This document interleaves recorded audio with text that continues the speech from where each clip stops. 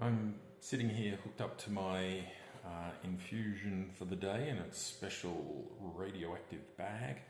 And I thought now's as good a time as any while I'm sitting here doing nothing to maybe just do a bit of an explainer.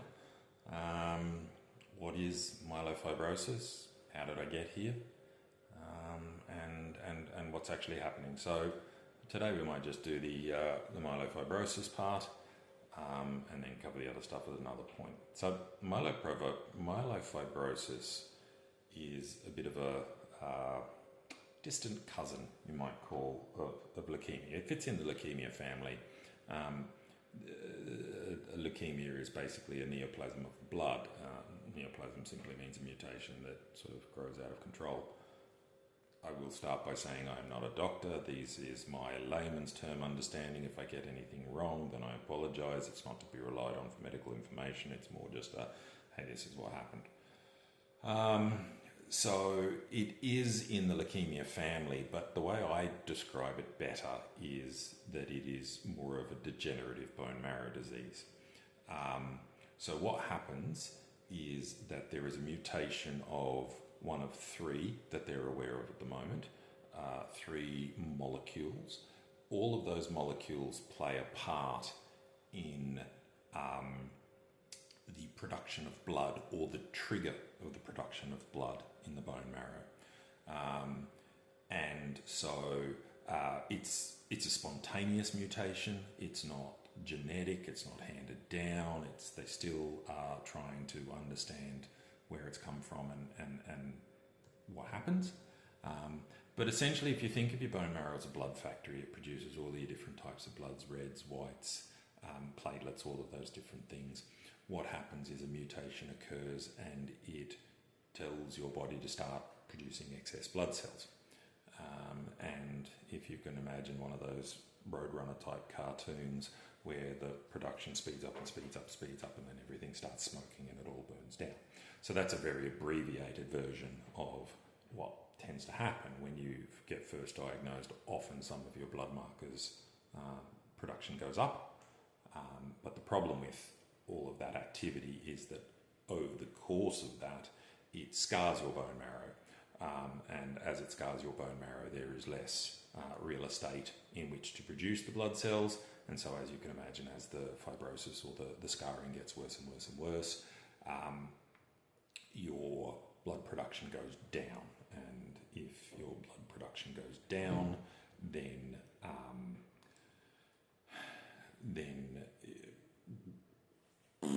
so at the moment it is degenerative. The drugs that I've been on for the last 4.5 years since I was diagnosed are essentially to sort of slow that process down. Often they have a limited lifespan.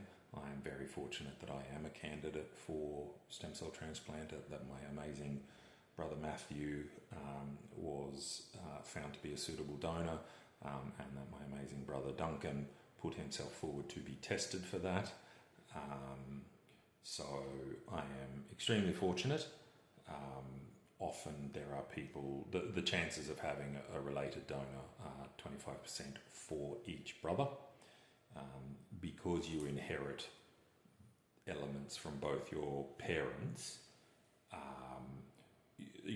It's a mix and match, so your kids will never be a match because they get half of their HLA from their mum, and they get half from you, and in the same way from your parents, on top of which, in most instances, your parents are a bit too old to be a suitable donor. So often people are searching for a worldwide donor to get the appropriate matching. So I've been really, really fortunate to have that. But basically, how this came about is that in 2015 I was hospitalised while Joanne was pregnant with Eva, with a great big question mark of what the hell's going on. I had been sick for a couple of weeks. I was sweating through the night, drenching bed sheets, completely lethargic, and I went to the doctor and they ran a few tests and called me the next day and said, come take this letter to the emergency department.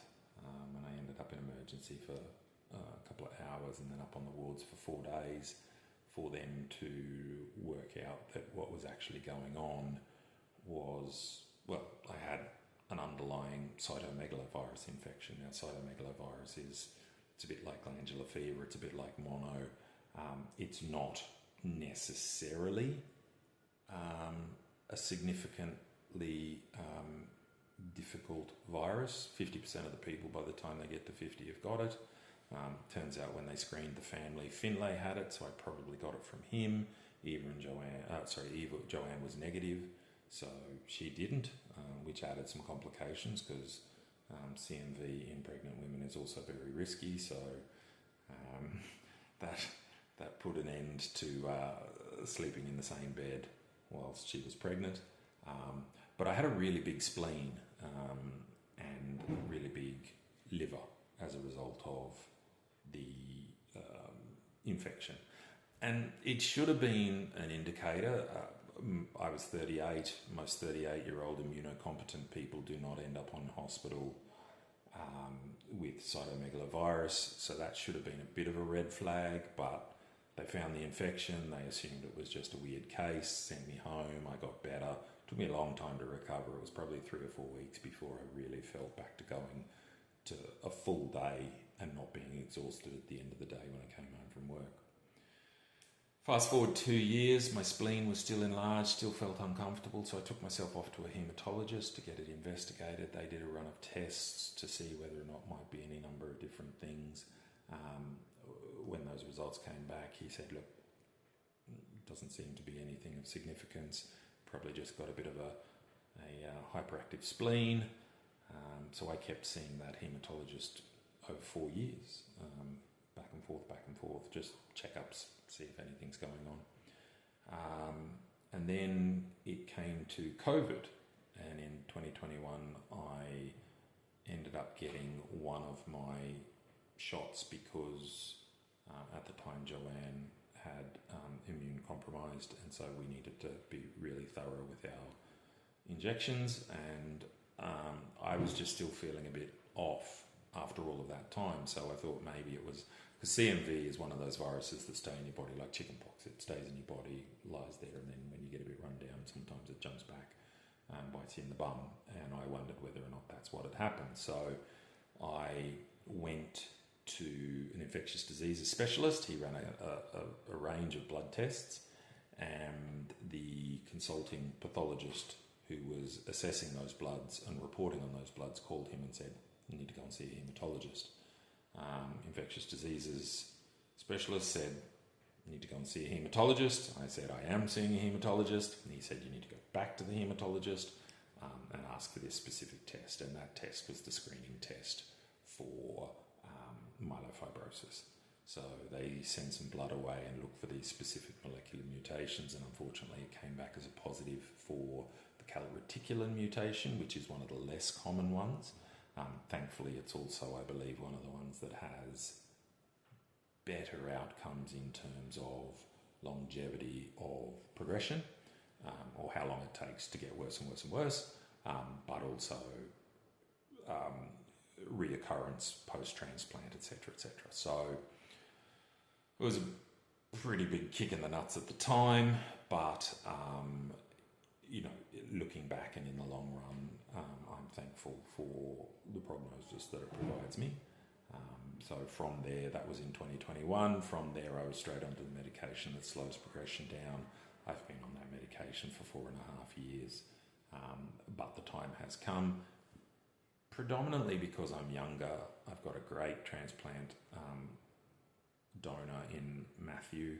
I'm healthy. You don't want to let yourself get sick and to progress, because then your body is less ready to do all of the necessary things and to cope with the transplant. So it really is a bit of a Goldilocks type situation with regards to when to go to transplant for people like me who are younger and healthier with less comorbidities, because obviously there's a risk in the transplant process.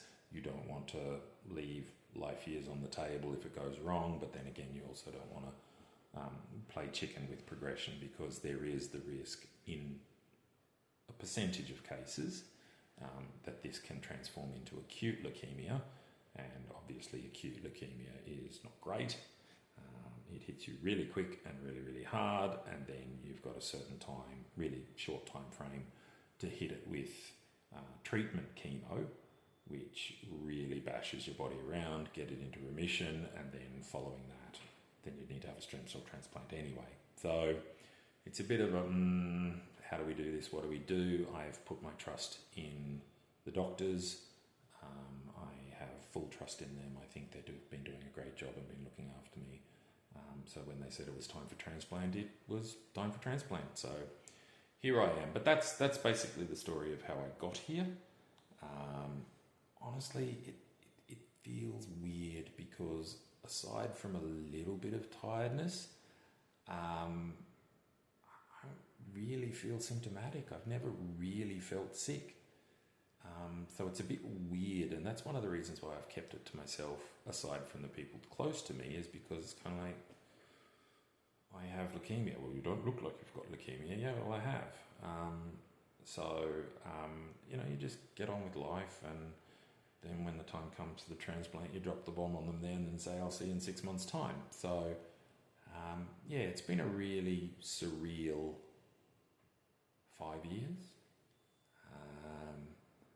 But I think sometimes when you get to the point when you've got something hovering over like this, you really do get to the point of just say, come on, let's do it. Let's get it done. Let's get this behind me. Come what may, I'm in the best position to do it. Let's get on with it, and let's get on with life. And so that's why I'm here, and that's what I'm doing, and that's how I got here. So hopefully that's semi-informative. Myelofibrosis is very much they refer to it as heterogeneous. It's many and varied. It's not a standard type, you do this, then you do this, and you do that, because there's all the different driving mutations, then there's the sub-mutations, then there's comorbidities, there's people's symptoms, constitutional symptoms. There's so many different factors that play into this. And also, I'm extremely young I'm relatively young for a diagnosis. Most of the people they diagnose are in their 60s and 70s.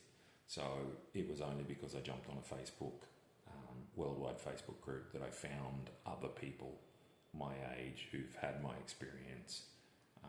And that was an amazing thing, to be able to talk to people who've been through what I'm going through. And I'm really looking forward. One of the reasons why I'm making these videos is in order to provide an experience, a lived experience, that is available to other people, because I've benefited from that as well in preparing for this stem cell transplant, to be able to watch people who have documented via video the experience that they've had going through the transplant, and that's demystified the process and taken some of the fright out of it, knowing that this is what it's going to look like. I think you can prepare for things that are going to be hard if you know what that looks like. I think if you don't know what it looks like, then it's a lot scarier, even if you are actually capable of overcoming them.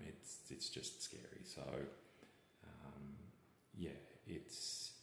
it's a big community, and it's a very generous community, and I'm hoping that my experiences are contributing to that community, as well as keeping my family and friends and my support network up to date as well. That's my little story. I've done 14 minutes, which means I've probably got about 11 minutes left on this before they then come in and flush it out. And then I think I'm getting a visit this afternoon from the family, if I'm allowed. It's a quiet day here in the hospital because it's a public holiday, so I might actually see if I can sneak out, put a mask on, sneak out and go for a walk out in the fresh air, which is nice, because there won't be too many more days left to be able to do that before I'm stuck in this room for good. So, yeah, that's my plan for today.